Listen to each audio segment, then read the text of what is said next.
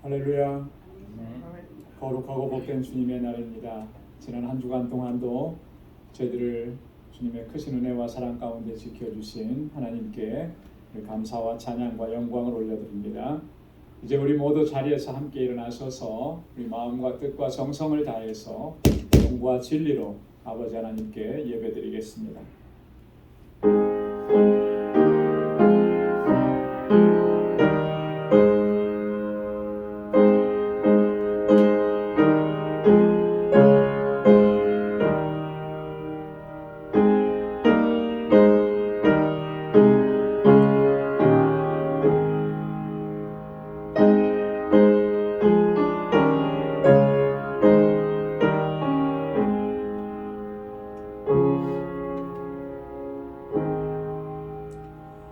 땅의 열방들아 하나님께 노래하고 주께 찬송할지어다.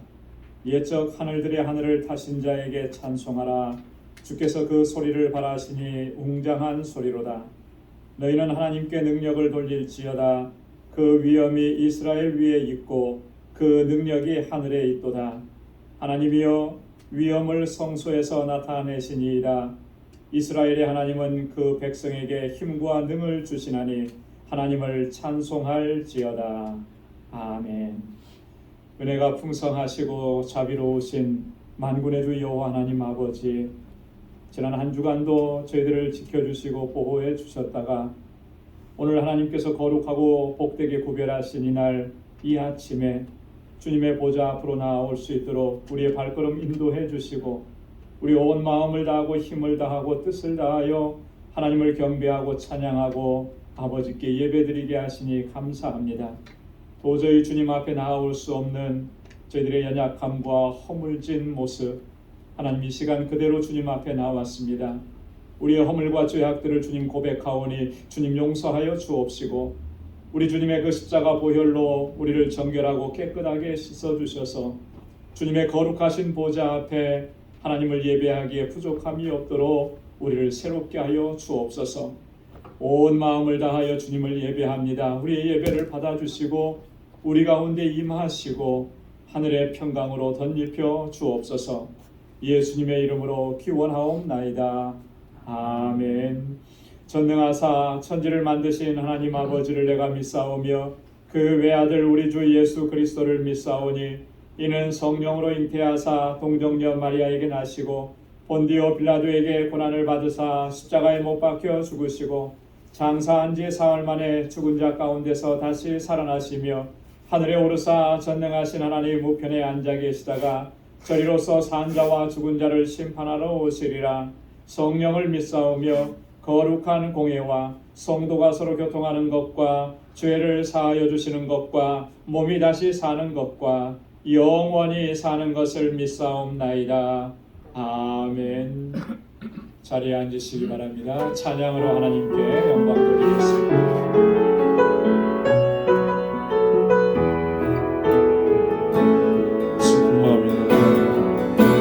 슬픈 마음이 있는 자, 영과 영혼이 없는 자, 누구든지 부르시오. 예수 이름 부르시오. 그 이름 믿는 자, 그 이름을 믿는 자, 그 이름을 부르는 자, 그 이름을 부르는 자, 그가 어떤 사람이든 구원하리니. 다시 한번 슬픈 마음인 자, 슬픈 마음인 자, 없는 자, 누구든지 부르시오. 예수 이름 부르시오. 그 이름을 믿는 자, 그 이름을 부르는 자, 그가 어떤 사람이든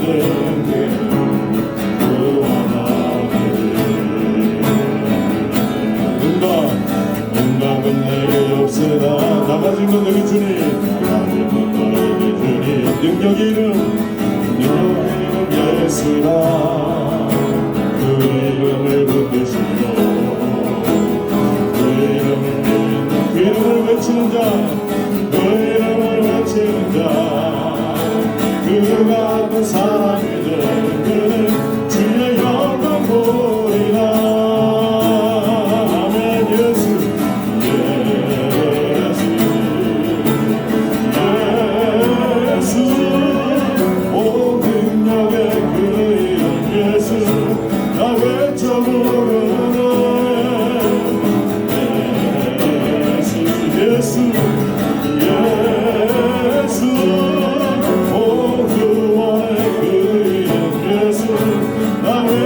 부르는 예수 그리스도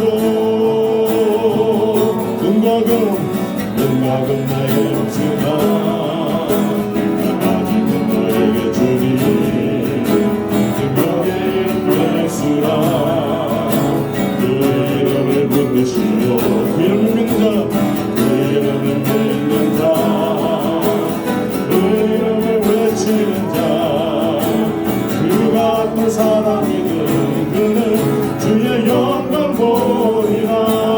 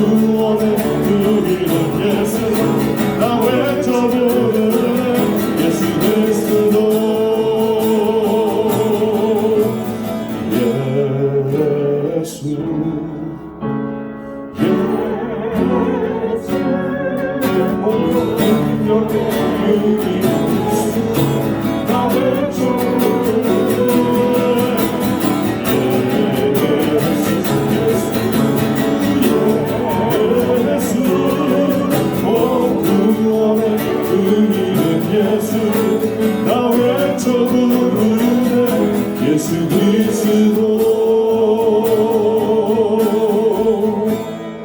아멘 아멘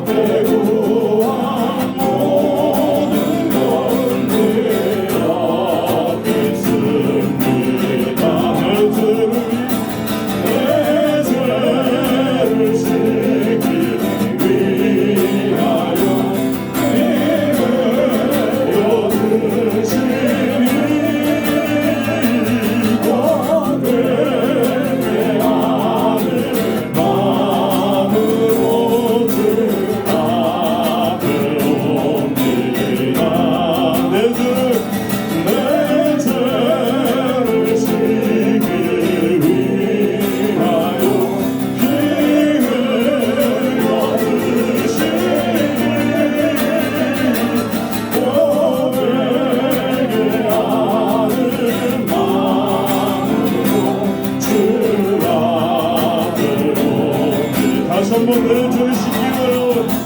내 죄를 씻기니 감사해요.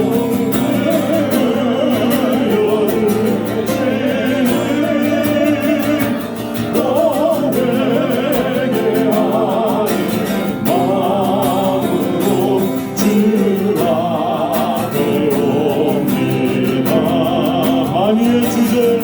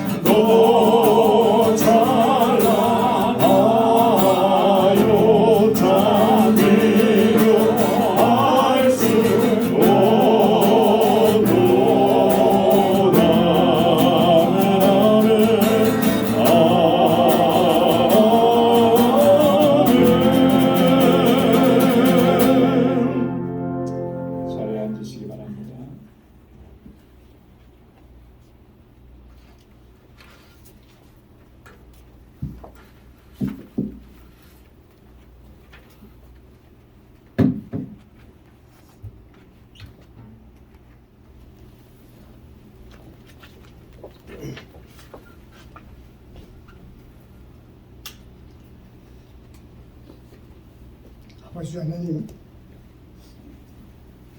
오늘 우리의 삶의 주인이신 존귀하신 하나님, 약하고 부족한 저희들을 부르셔서 이 세상의 어떤 강한 것보다 복되게 하시고 그 은혜를 감사를 찬양을 드립니다.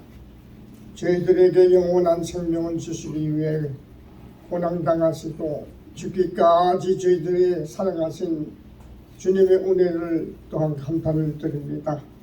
이 시간 예배하는 저희들의 모습을 긍휼히 여기시사 심령을 정결하게 도와주시고 새롭게 하여 주시고 주님을 닮아가는 저희들이 삶이 되게 하시고 특별히 우리 교회를 사랑하고 함께 하신 하나님의 은혜를 감사를 또한 드립니다.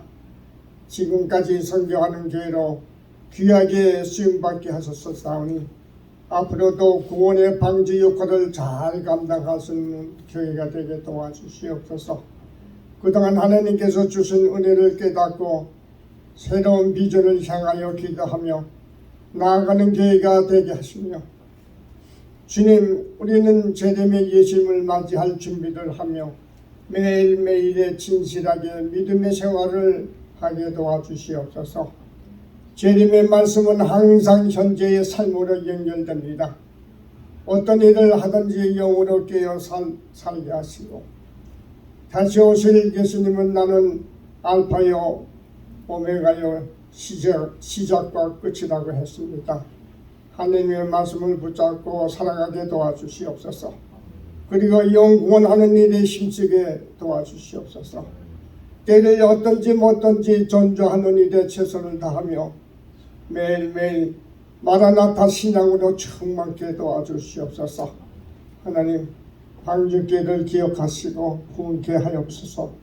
비록 작고 부족하지만 하나님께서 귀히 쓰시는 교회로 진실된 교회로 인추어 주시며 하나님이 기뻐하시는 교회로 부흥케 하옵소서. 이것에 하나님의 성령이 뜨거운 성령이 임재하여 주시옵소서. 그래서 마음이 즐겁고 예배하는 데 모든 정력을 다 기울이는 우리 신자들이 되게 도와주시옵소서. 특별히 이엠을 위해 기도합니다. 앞으로 방주교회를 위하여 가르칠 목사님이 필요합니다. 좋은 전도 삶을 보내주시옵소서. 이 마지막 때에 더욱 모이기를 힘쓰게 하시고 우리의 신앙생활이 더욱 성숙하여 이웃에게 그리스도의 향기가 나타나게 도와주시옵소서. 오늘 단위에 세워주신 담임 목사님을 지극히 사랑하사 우리에게 넘친 은혜와 축복으로 기쁨과 감격을 경험하는 이 시간이 되게 도와주시옵소서. 우리를 믿음 가운데 승리케 하게 인도하여 주시옵소서. 오늘 예배를 시정 하나님께 의탁합니다. 주님이 역사하여 주시옵소서. 감사하고 예수님 이름 받들고 기도하였습니다.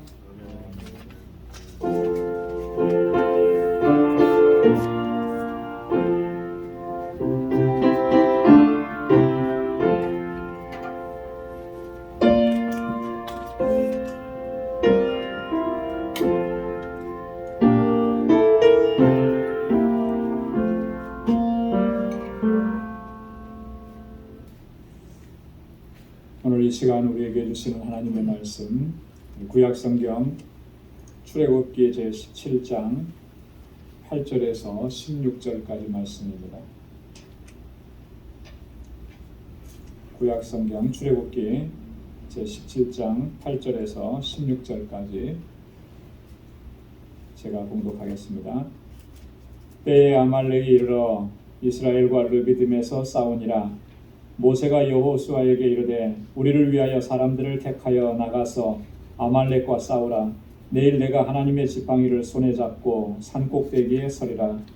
여호수아가 모세의 말대로 행하여 아말렉과 싸우고 모세와 아론과 훌은 산꼭대기에 올라가서 모세가 손을 들면 이스라엘이 이기고 손을 내리면 아말렉이 이기더니 모세의 팔이 피곤함에 그들이 돌을 가져다가 모세의 아래 놓아 그로 그 위에 앉게 하고 아론과 훌이 하나는 이편에서 하나는 저편에서 모세의 손을 붙들어 올렸더니 그 손이 해가 지도록 내려오지 아니한지라. 여호수아가 칼날로 아말렉과 그 백성을 쳐서 파하니라. 여호와께서 모세에게 이르시되 이것을 책에 기록하여 기념하게 하고 여호수아의 귀에 외워 들리라. 내가 아말렉을 도말하여 천하에서 기억함이 없게 하리라. 모세가 단을 쌓고 그 이름을 여호와 니시라 하고 가로되 여호와께서 맹세하시기를 여호와가 아말렉으로 더불어 대대에 싸우리라 하셨다 하였더라. 아멘. 할렐루야. 할렐루야. 하나님께서 행하셨던 그 놀라운 기적으로 이스라엘 백성들은 애굽에서 해방되었습니다. 자유를 얻었습니다. 그러나 얼마 못 가서 그들은 큰 어려움에 처하게 되었습니다. 그 어려움이라고 하는 것은 홍해가 그들을 가는 길을 가로막고 있었기 때문입니다. 홍해가 가로막은 것뿐만 아니라 이스라엘 백성들 뒤로는 애굽의 군대가 맹렬하게 추격을 해오고 있는, 그래서 진퇴양난의 그런 위기 상황 가운데 처해 있었다라고 하는 거죠. 그러나 이스라엘 백성들은 하나님께서 역사하시는 또 하나의 기적을 경험하게 됩니다. 그래서 무사히 홍해를 건널 수가 있었습니다. 하나님께서 밤새도록 동풍을 불어오게 하셔서 홍해를 가르시고 그 가운데 길을 내신 것입니다. 그래서 이스라엘 백성들은 무사히 홍해를 건널 수가 있었고, 이스라엘을 쫓아오던 애굽의 군대들은 그 홍해에 모두 다 수장되는 놀라운 역사를 하나님께서 이루셨던 것입니다. 오늘 본문의 말씀에 보면 또 한 번 이스라엘 백성들에게 위기가 찾아옵니다. 홍해 사건 이후에 두 번째로 찾아오는 절체절명의 그런 위기라고 하는 것입니다. 가나안을 향해서 광야의 길을 걸어가는 도중에 르비딤이라고 하는 곳에서 아말렉 사람들을 만나게 됩니다. 아말렉 군대를 만나게 되는 것입니다. 그래서 그들과 함께 전쟁을 해야만 하는 그런 상황이 된 것입니다. 여러분, 그 험난한 광야길을 짐을 지고 걸어가는 것도 힘겨운 그런 상황인데, 엎친 데 덮친 격으로 지금 전쟁까지 치러야 하는 그런 상황이 되어버린 것입니다. 얼마나 정말 절박한 그러한 위기 상황입니다. 그런데 객관적으로 볼 때 이 전쟁은 이스라엘 백성들에게는 절대적으로 불리한 전쟁, 이스라엘이 이 전쟁에서 이길 수 있을 확률은 거의 없다고 보는 것이 정상일 것입니다. 왜냐하면 이스라엘 백성들은 지금 너무나 지쳐있는 그런 상황인 거죠. 광야의 길을 걸어가면서 지쳐 있었고, 또 그전에는 430년 동안 애굽 땅에서 노예 생활하면서 어떤 의지력이라든 것이 이런 것들이 다 없어요. 노예 근성만 아직도 여전히 남아있는 그런 상황이에요. 훈련된 군사도 없었습니다. 제대로 훈련받은 그런 군사가 있었냐면 한 사람도 없었던 거죠. 거기에 더해서 무기도, 변변한 무기도 없었습니다. 이런 상황에서 전쟁을 한다. 아말렉의 군대는 정예병들이고 그들은 잘 훈련된 군사들이에요. 이런 싸움에서는 사실 백전백패인 것이죠. 그런데 오늘 본문 말씀에 보면, 결론적으로 보면 이스라엘은 이 전쟁에서 승리를 했습니다. 그들이 힘이 많고 그들이 군사력이 좋고 무기가 좋아서 승리한 것이 아니라, 오늘 본문이 말씀하시는 것은 전능하신 하나님의 손길로, 그 하나님의 도우심으로 이스라엘이 승리했다라고 합니다. 이 승리가 얼마나 감격스러웠으면 모세는 하나님 앞에 감사와 찬양과 영광을 올려드리면서 단을 쌓았습니다. 그리고 그 단의 이름을 여호와 니시라 이렇게 불렀습니다. 여호와는 나의 깃발이다. 여호와는 나의 군기다. 여호와는 나의 승리다 라고 하는 그런 의미라고 하는 거죠. 여러분, 이 본문의 말씀이 우리에게 상기시켜주는 것이 하나 있습니다. 그게 뭐냐면, 이스라엘 백성들이 지금 광야길을 걸어가면서 전쟁을 만난 것처럼 오늘 우리 그리스도인들의 삶은 항상 이 영적 전쟁 가운데 있다라고 하는 것을 우리에게 상기시켜 준다라고 합니다. 이스라엘 백성들은 지금 하나님께서 약속하신 그 가나안을 향해서 나아갑니다. 젖과 꿀이 흐르는 땅입니다. 이 가나안이라고 하는 곳은 오늘 이 시대에 우리가 신앙생활하는 우리들에게 있어서 영적 가나안, 하나님의 나라를 상징하는 것이죠. 그 가나안까지 가는 과정을 보면 그 과정은 단순히 광야만이 아니었다라고 하는 거예요. 그 척박한 광야 땅만이 아니었고, 그 40년 동안 광야의 길을 걸어가고 나중에 그 요단강을 건너서 가나안 땅에 들어갔을 때 이스라엘은 끊임없이 대적들과 싸워야만 했다라고 합니다. 수많은 전쟁을 치러야만 했다라고 하는 것입니다. 그 전쟁을 피하고 싶다고 해서 피할 수 있었느냐 하면 피할 수도 없는 그런 전쟁이었다라고 하는 것이죠. 여러분, 우리의 신앙의 여정은 바로 이와 같다라고 하는 것을 우리에게 말씀해 주시고 교훈하시는 것이 오늘 본문의 말씀인 것입니다. 그래서 우리가 이 땅에서 신앙생활하면서 항상 기억해야 하는 것이죠. 늘 강조하는 것인데, 우리가 이 땅에서 신앙생활하는 신앙의 여정은 영적 전쟁이라고 하는 거예요. 매 순간순간이. 여러분, 악한 마귀 사탄은 우리가 편안하게 신앙생활하도록 그대로 놔두지를 않습니다. 어떻게 하든지 수단과 방법을 가리지 않고 우리를 무너뜨리고 우리를 넘어뜨리려고 하는 거예요. 거기서 무너지지 아니하고 거기서 승리하는 삶을 살 수 있으면 이 전쟁을 승리로 이끌어야 되는 것이죠. 여러분, 우리가 신앙생활하면서 나는 아무 문제가 없고 나는 그저 평안하고 나는 그저 형통하고, 여러분 이렇게 생각하고 지금 나의 상황이 그렇다라고 여러분 생각하고 있다면 그래서 그건 상당히 문제가 심각합니다. 문제가 있는데 내가 지금 깨닫지 못하고 있다라고 합니다. 왜냐하면 내가 영적 전쟁을 지금 치르고 있는 상황인데 아무 문제가 없어요.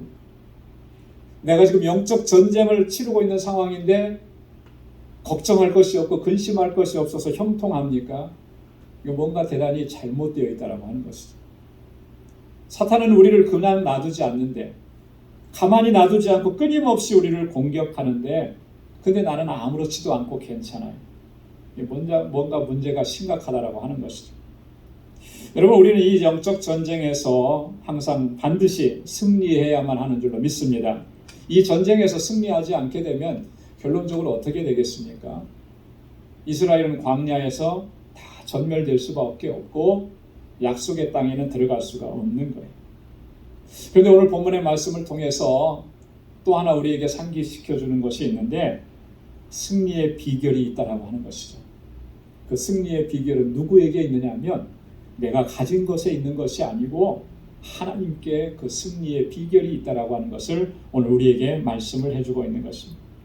자, 그렇다면 우리가 이 매일매일 대면하는 이 영적 전쟁에서 하나님께서 주신 그 승리의 비결대로 우리가 승리하는 삶을 살 수 있으려면 우리가 어떻게 해야 하는가? 르비딤에서 지금 이스라엘 백성들이 아말렉과 전투하면서 승리하는 그 과정을 우리가 좀 더 자세하게 살펴보면 우리도 하나님께서 주시는 승리를 매일매일 경험하며 살 수 있게 되는 줄로 믿습니다. 오늘 두 가지를 말씀을 하는데요. 첫째, 그 승리의 비결은 뭐냐면 하나님의 지팡이를 잡아야 한다라고 하는 거예요. 여러분, 오늘 9절 말씀을 한번 보시기 바랍니다. 9절 말씀 우리 함께 한 목소리로 읽겠습니다. 시작. 모세가 여호수아에게 이르되 우리를 위하여 사람들을 택하여 나가서 아말렉과 싸우라. 내일 내가 하나님의 지팡이를 손에 잡고 산꼭대기에 서리라. 아멘. 한번 따라서 해보시기 바랍니다. 하나님의 지팡이를 손에 잡고 산꼭대기에 서리라.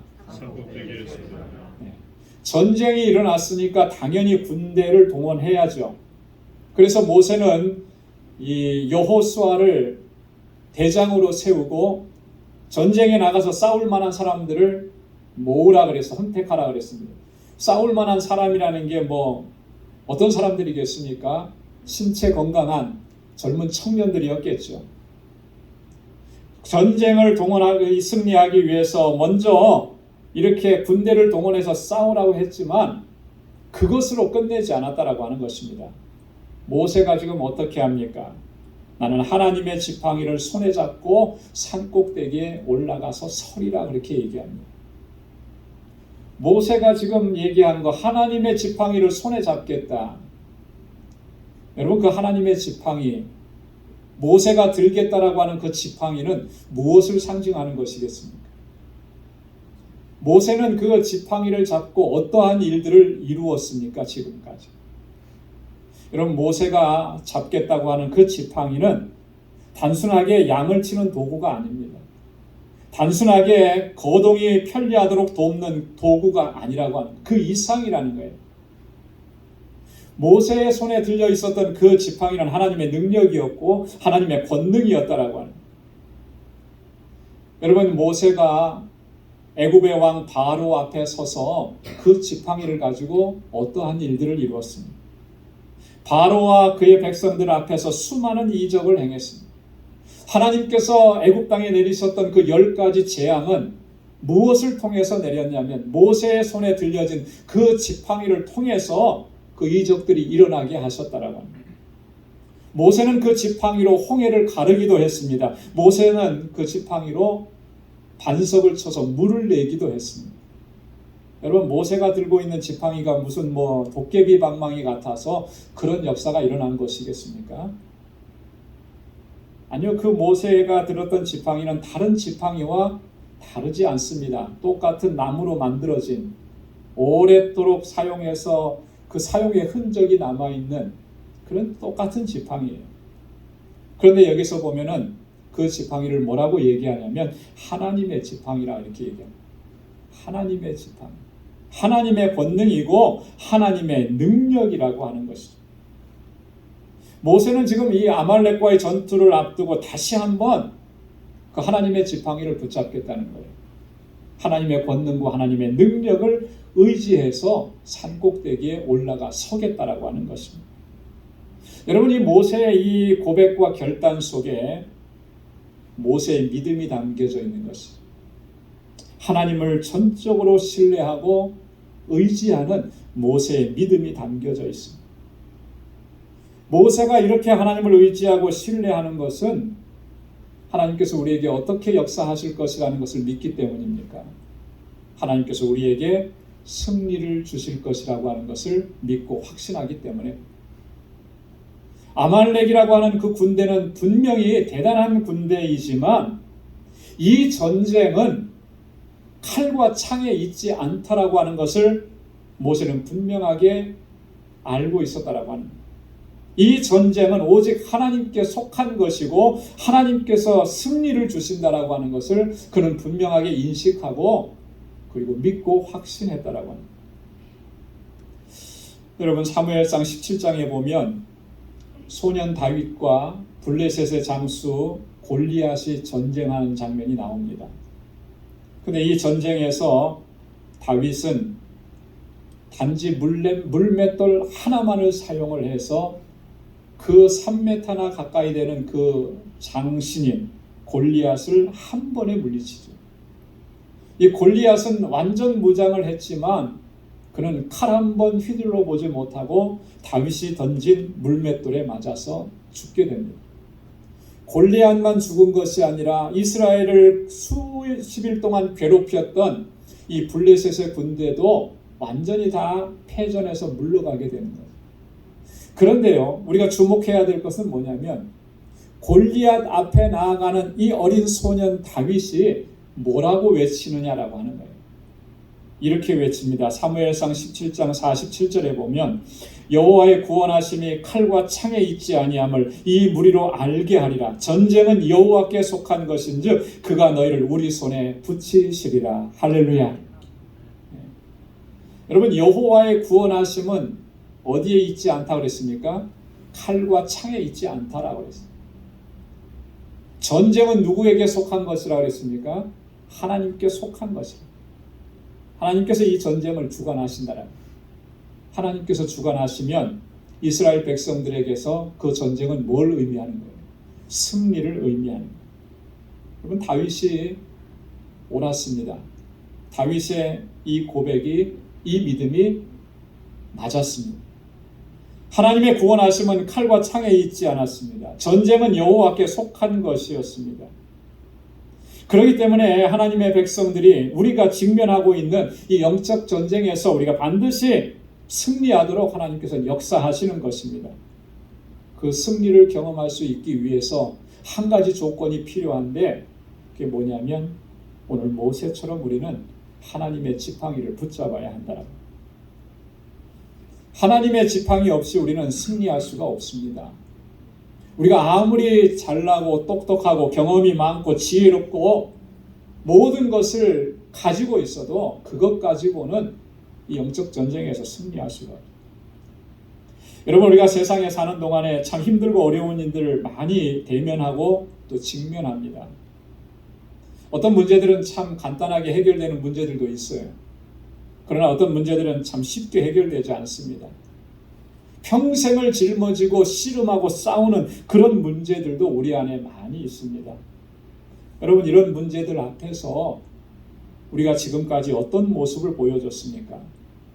이 문제를 해결하기 위해서 이 문제를 극복하기 위해서, 이것을 넘어서기 위해서 우리가 어떻게 해왔느냐라고 하는 거예요. 내 능력과 내 힘으로 해결해 보려고 우리가 무던히도 애를 쓰지 않았던가. 그래서 어떨 때는 지쳐서 포기해버리고 다 내팽개쳐버리고 될 대로 되라는 식으로 그렇게 내던져버린 일들이 많지 않느냐라고 하는 거예요. 여러분, 우리의 힘이라는 거, 우리의 지혜라는 거, 그거 참 보잘것없는 것입니다. 우리가 대단하게 생각하고 있지만 내가 경험한 것 가지고 얼마나 많은 일들을 해결하면서 지금까지 우리가 살아왔나요? 내가 그동안에 공부한 그 지식 가지고 얼마나 많은 문제들을 우리가 해결했느냐. 전 세계적으로 수많은 석학들이 있고 똑똑한 사람들이 많은데 한번 이 코로나 바이러스라는 것이 한번 휩쓸고 지나가니까 그 똑똑함과 지혜로움과 그동안에 쌓아놨던 그 모든 것들이 별거 아니라는 거, 아무것도 아니라는 거 우리가 요즘도 경험하며 살지 않는. 그런데도 우리는 내가 할 수 있다라고 생각을 해요. 그런데도 우리는 우리 자신을 과신합니다. 그러나 내가 아무리 내 스스로를 과신해도 우리가 할 수 있는 일들은 지극히 제한된 것입니다. 하나님의 능력이 아니고 하나님의 도우심이 아니고는 해결할 수 없는 문제들이 우리 인생에 너무너무나 많다라고 하는 것입니다.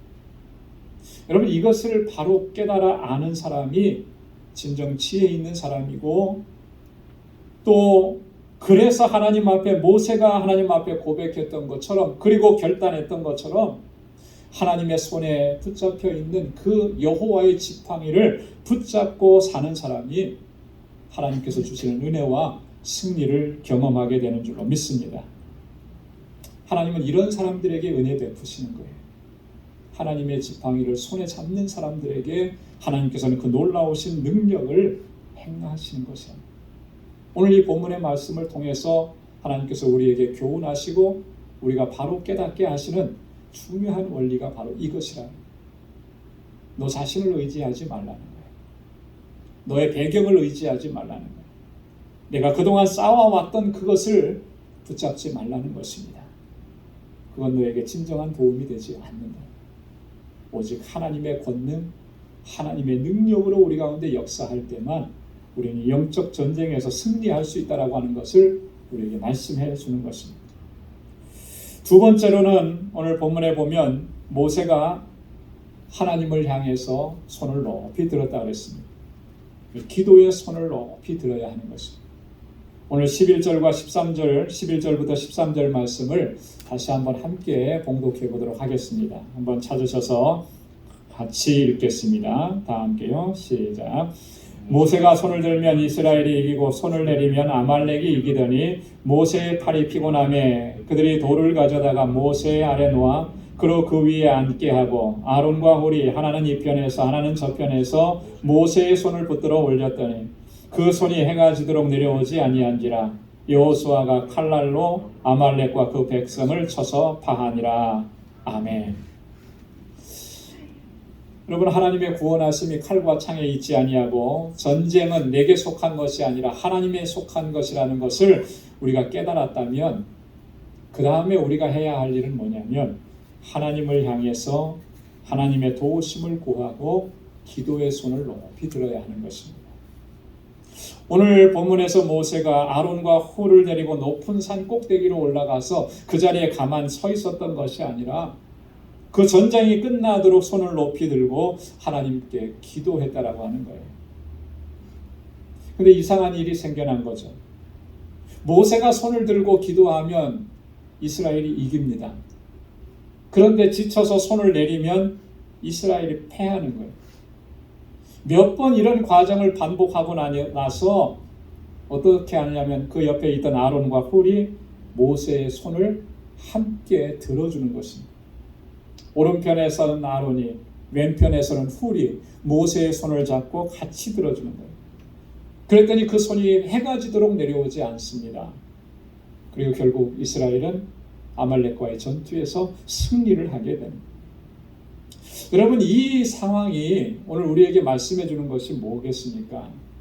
크게 두 가지를 생각해 볼 수 있는데, 첫째는 이 영적 전쟁에서 승리할 수 있는 비결은 기도 외에 다른 것이 없다는 말이에요. 기도 외에.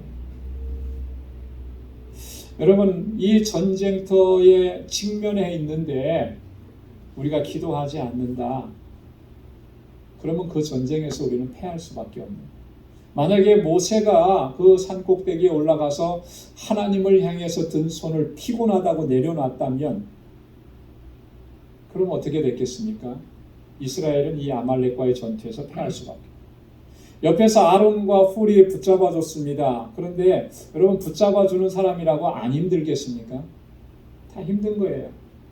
그래서 힘들다고 내려놨다라고 하면은 이 전쟁에서는 승리를 경험할 수가 없었다라고 하는 사실, 우리가 이것을 생각을 해야 합니다. 여러분, 우리 그리스도인들의 삶은 영적 전쟁이라 그랬잖아요. 에베소서 6장에 보면 사도 바울이 그 사실을 우리에게 분명하게 이야기해 줍니다. 그래서 이 전쟁에서 승리하기 위해서 너희는 하나님의 전신갑주를 입어야 된다라고 그렇게 말씀합니다. 자, 그런데 이 하나님의 전신갑주를 입으라고 권고하면서 마지막에 이 바울이 뭐라고 얘기하냐면, 에베소서 6장 18절에 그렇게 얘기합니다. 모든 기도와 간구로 하되 무시로 성령 안에서 기도하고 이를 위하여 깨어 구하기를 항상 힘쓰라. 할렐루야. 어떻게 하라 그랬습니까? 기도하라는 거예요. 이 짧은 한 절 속에 기도하라는 말씀이 5번이나 이렇게 반복이 됩니다.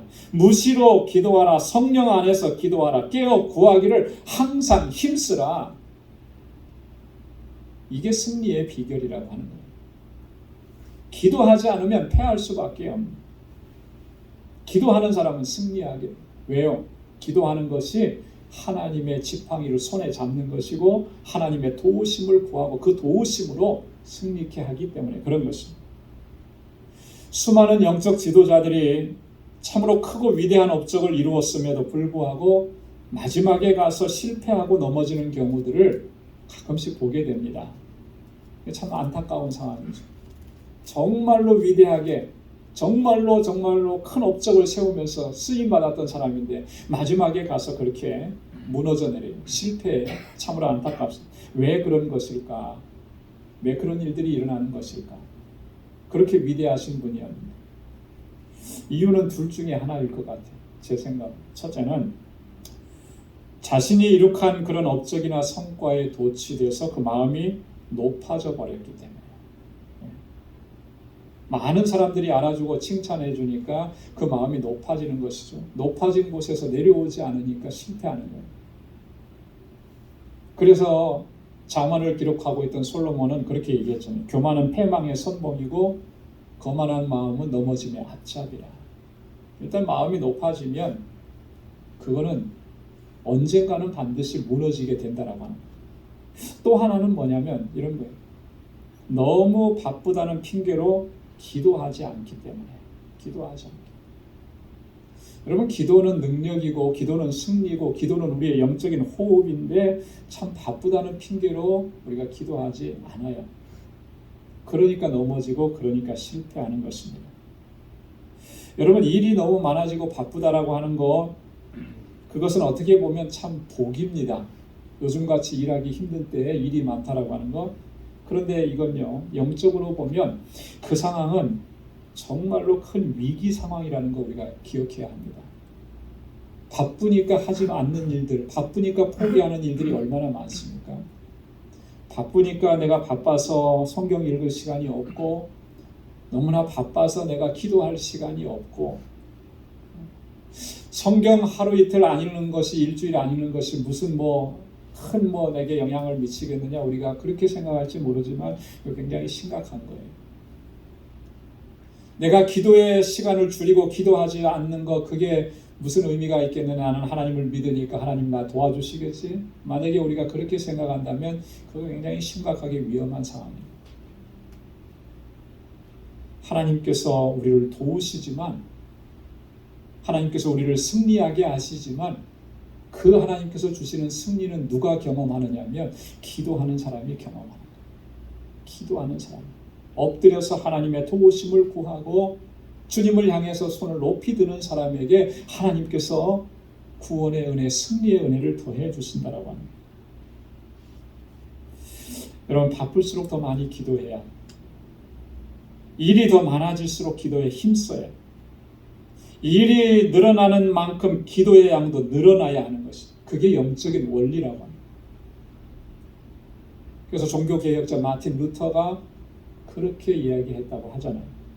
나는 너무너무 바쁩니다. 너무너무 바빠서 하루에 3시간 이상 기도하지 않을 수가 없습니다.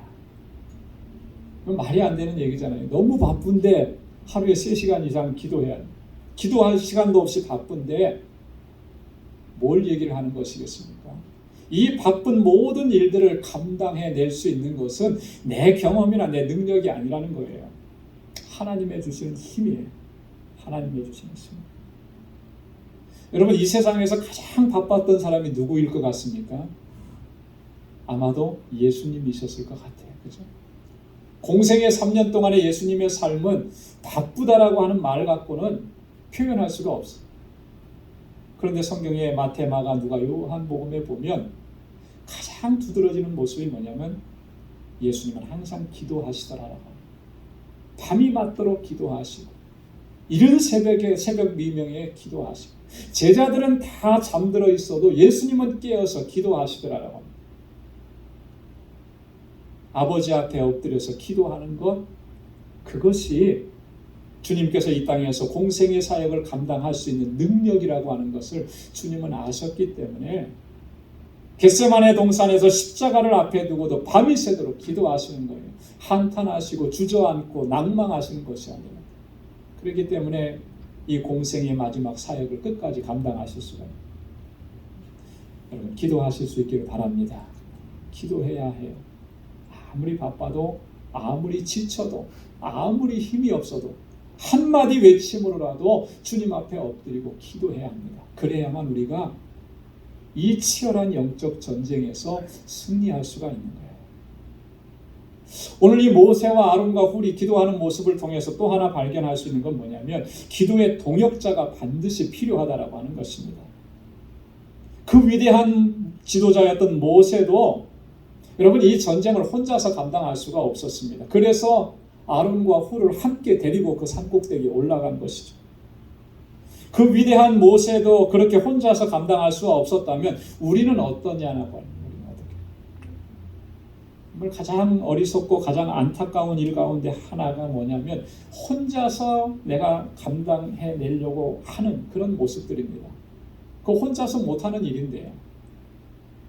끝까지 내가 혼자 해보겠다라고 하는 일, 그것처럼 안타까운 일이 없어요.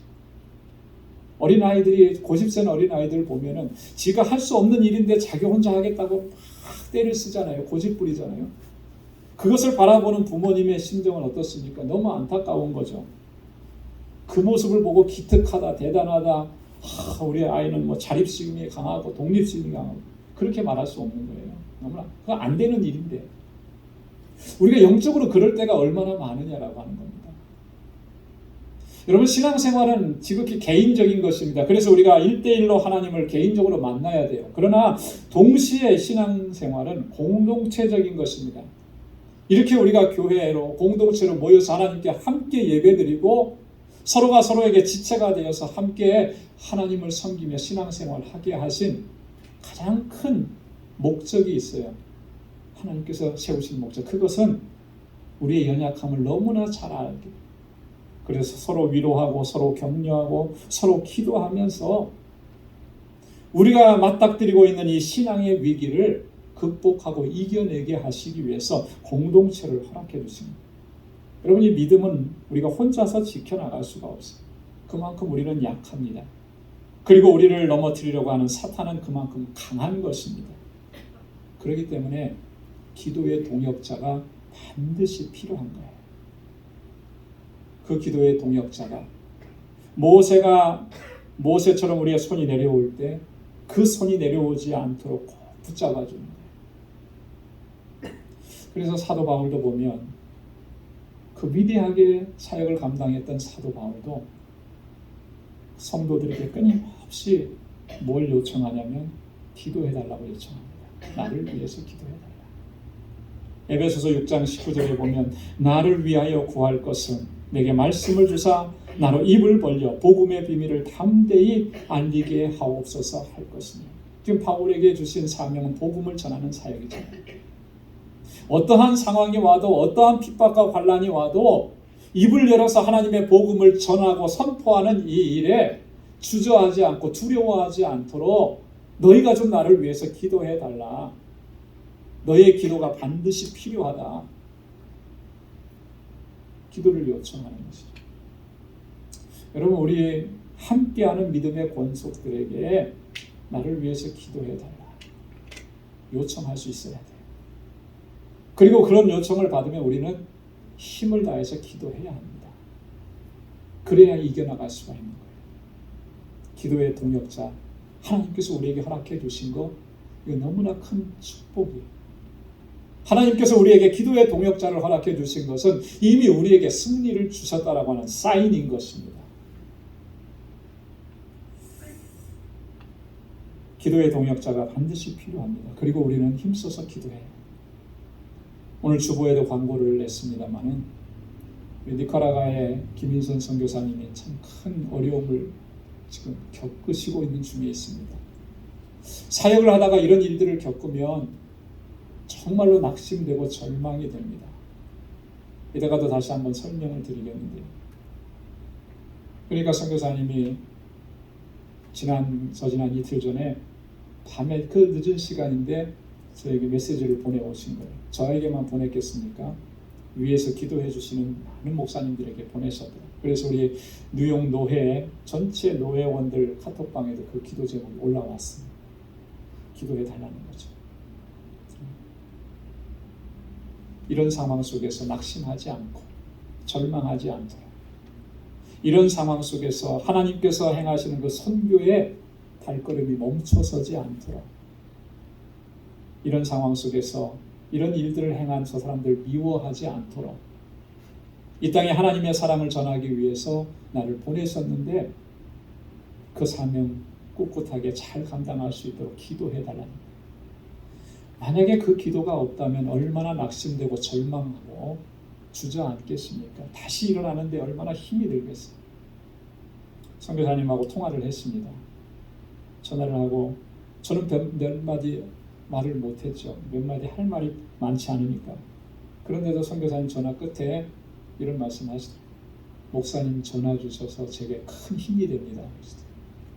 큰 힘이 됩니다. 뭐 해드린 거 하나 없어요. 기도하겠습니다라는 그 말 한마디밖에 안 했어요. 그것도 힘이 된다라고 합니다. 여러분, 선교사님들이 보내오는 기도 편지 그거 가볍게 생각하지 마십시오.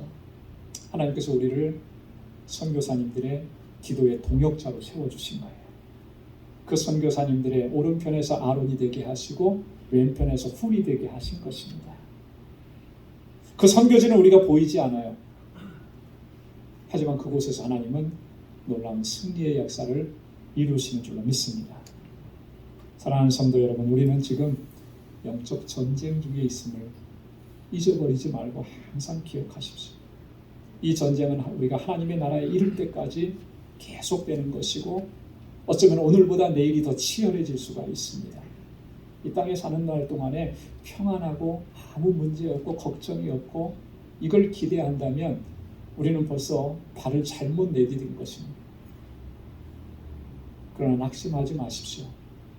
하나님께서 이미 우리에게 승리를 허락해 주셨습니다. 우리의 손에 하나님의 손에 들려있는 그 지팡이를 우리에게 허락해 주신 거예요.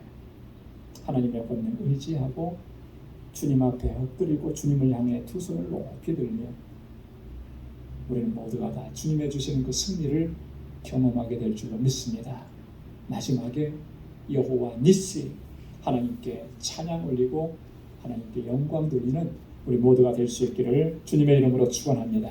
기도하겠습니다. 자비하신 아버지 하나님, 참으로 감사합니다. 이 땅에서의 우리의 삶은 참으로 치열합니다. 영적 전쟁입니다.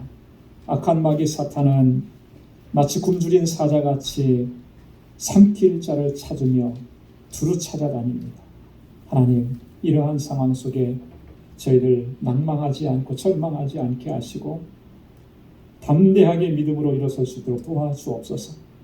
모세가 하나님의 손에 지팡이를 붙잡았듯이 주님을 향해서 두 손을 높이 들었듯이 오늘 우리도 그렇게 주의 도우심을 구하고 날마다 깨어 기도하며 주님의 주시는 능력으로 승리케 하여 주옵소서. 우리 방주의 권속들 한 사람도 낙오되는 심령이 없게 하시고 우리 믿음의 여정에서 끝까지 완주하고 주님의 나라에 이룰 수 있는 주의 백성들 되게 하여 주옵소서. 감사하며 예수님의 이름으로 기도드리옵나이다. 아멘.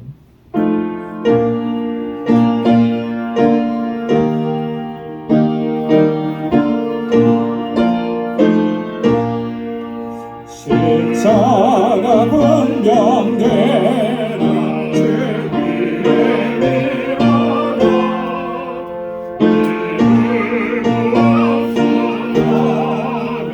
그 세계 싸워라 주께서 생존하고 영광을 얻도록 그분 내 원을 늘 이긴 주시네 십자가 분명되라 주 위에 일어나 대답할 소리 듣고 곧 나가 싸워라 질 없는 원수 앞에 주 따라갈지니 주 예수님을 주사 강하게 하시네 십자가 분명되라 주 위에 일어나 내 힘이 부족하니 주 권능 받아라 목임의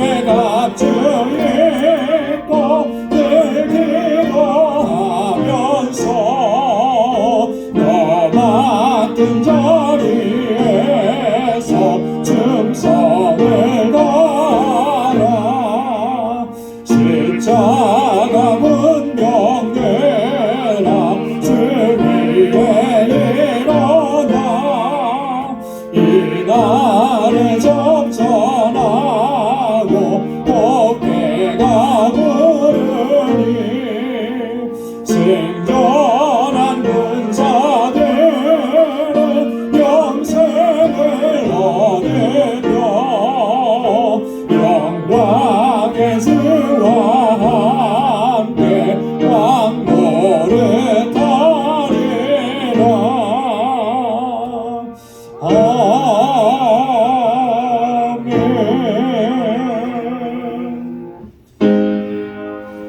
내가 가진 모든 것 다 주의 것이니 그와는 그한 상도를 다 주께 바치네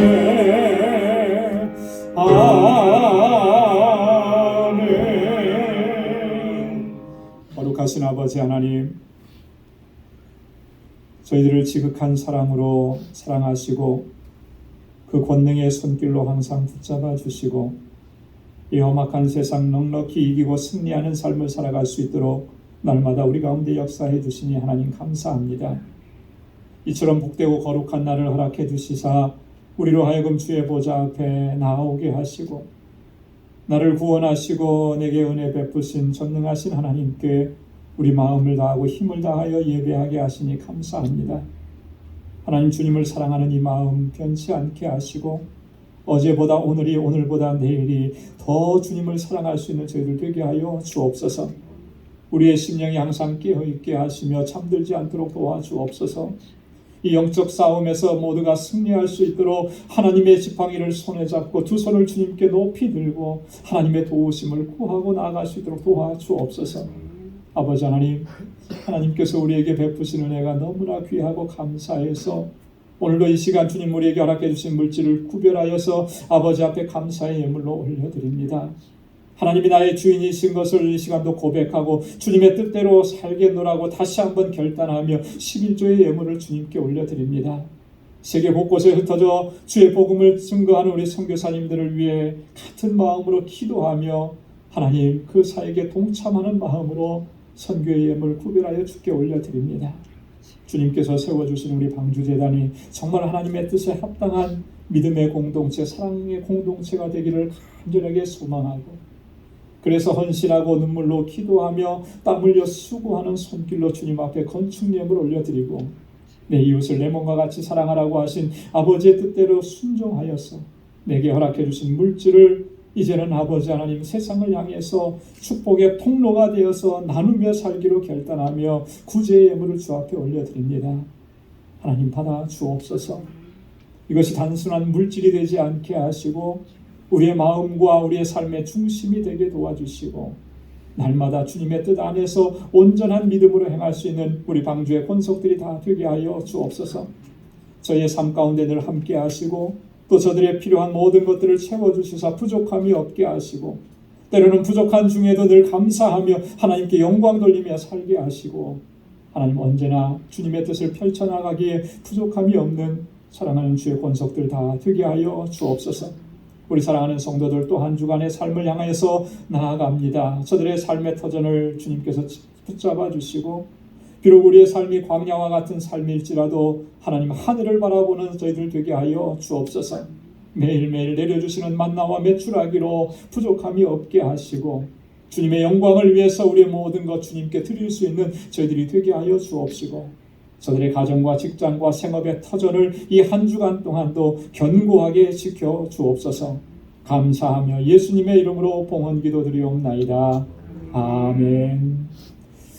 우리 전후 좌우에 계신 분들과 함께 인사 나누시기 바랍니다. 샬롬 주님의 평강이 함께하길 바랍니다. 우리 가까이 찾아가셔서 반갑습니다. 건강하셨지요? 하나님의 사랑과 은혜가 충만하길 바랍니다. 우리 같이 인사해 주시고요. 우리 영상으로 예배를 드리시는 우리 방주의 권속 여러분들께도 하나님의 크신 은혜와 주님의 평강이 가득하기를 바랍니다. 감사합니다. 교회 소식 전해드리도록 하겠습니다.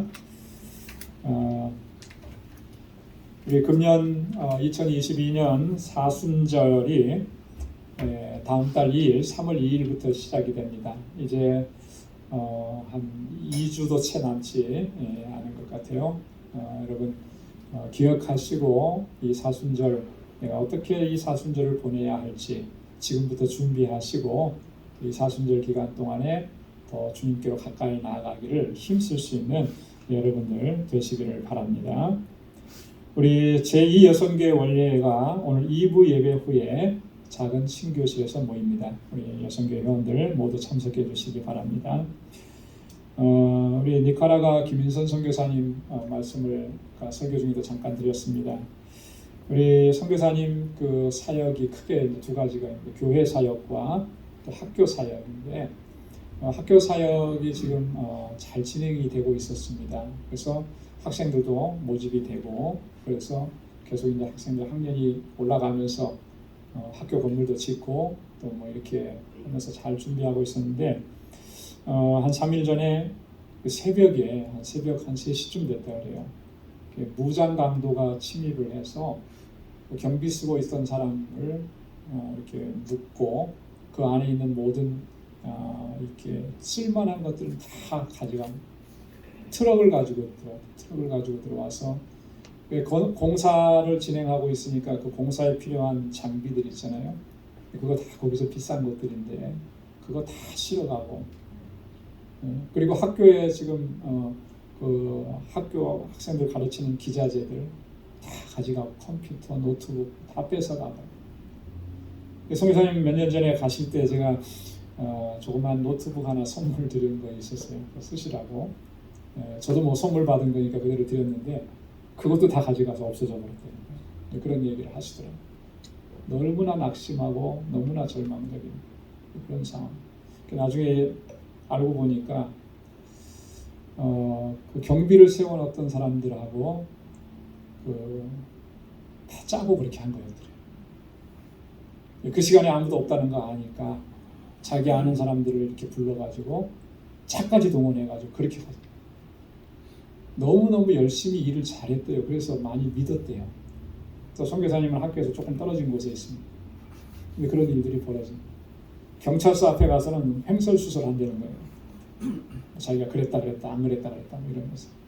근데 경찰도 믿을 수가 없고 경찰의 도움도 기대할 수가 없답니다. 니카라과라고 하는 그 나라가 뭐 그렇게 신고가 됐다고 해서 여기처럼 막 조사하고 뭐 잡아내고 그러지 않는데 고스란히 다 빼앗겨 버리고 하나도 없고 정말 절망적인 그런 상황인데 그래도 하나님께서 하게 하신 사역이니까 다시 일으켜 세워주실 것을 믿는다고 그렇게 고백하십니다. 기도 좀 많이 해달라고 부탁하시더라고요. 여러분 꼭 기도해 주시고 우리 선교사님 딛고 일어서실 수 있도록 그래서 이런 상황들을 통해서 그것이 하나님께서 선하게 바꾸시는 역사로 말미암아 그 학교 학원 사역이 더 풍성하게 일어날 수 있도록 여러분 같이 마음을 같이 해서 기도해 주시기를 바랍니다. 오늘 친교는 우리 지분선 권사님께서 준비하셨습니다. 우리 나가시면서 하나씩 이렇게 받아가시면 좋겠습니다. 다 함께 자리에서 일어나셔서 마지막 427장 1절 부르시겠습니다.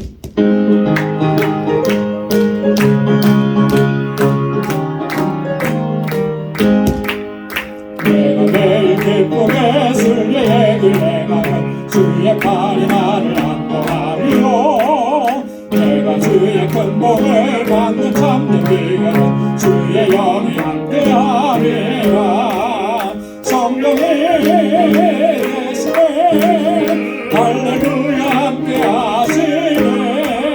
좁은 길을 걸으며 만나 기뻐하는 것 주의 영이 함께하리라.